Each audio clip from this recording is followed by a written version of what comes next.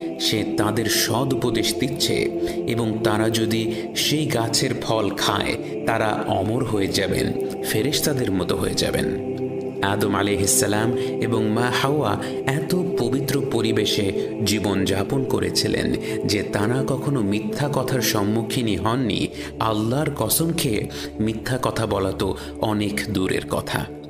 তারা ইবলিসের ফাঁদে পা দিলেন এবং সেই নিষিদ্ধ গাছের ফল খেয়ে ফেললেন এবং সাথে সাথেই তারা তাদের নগ্নতা উপলব্ধি করলেন এবং যে আলো দ্বারা তাদের নগ্নতা সুরক্ষিত ছিল সেই আলো নিভে গেল এবং তারা গাছপালা দিয়ে নিজেদের ঢেকে নিলেন।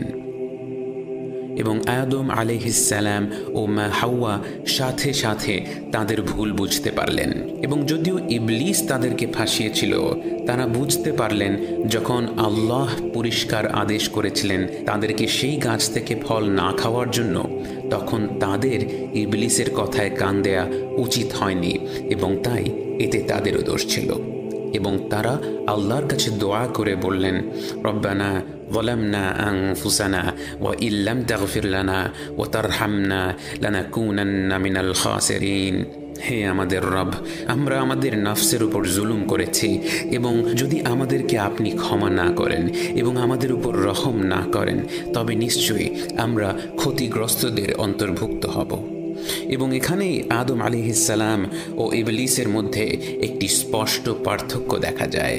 যখন ইবলিস আল্লাহর সরাসরি আদেশ অমান্য করেছিল, সে আল্লাহকেই দোষারোপ করেছিল। নাউযুবিল্লাহ, সে বলেছিল, নিশ্চয়ই আপনিই আমাকে পথভ্রষ্ট করেছেন, অতএব আমি মানুষকে পথভ্রষ্ট করব। অন্যদিকে আদম আলাইহিসসালাম নিজের ভুলের দায়ভার পুরোপুরি নিজের কাঁধে নিয়ে আল্লাহর কাছে নিজেকে সঁপে দিয়ে বলেছেন, আল্লাহ যদি তাকে ক্ষমা না করেন তার আর কোনো আশা থাকবে না, তার আর কোনো উপায় থাকবে না। এবং আল্লাহ আদম আলাইহিসসালাম ও মা হাওয়ার দোয়া কবুল করলেন, কিন্তু তাদেরকে এও আদেশ করলেন যেহেতু তারা সেই গাছের ফল খেয়েছিল তাই তাদেরকে একটা নির্দিষ্ট সময়ে পৃথিবীতে কাটাতে হবে।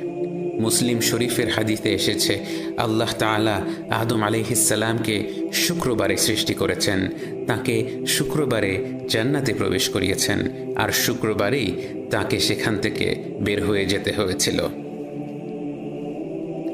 আদম আলাইহিসসালাম আর মা হাওয়া পৃথিবীর দুটি আলাদা স্থানে অবতীর্ণ হলেন।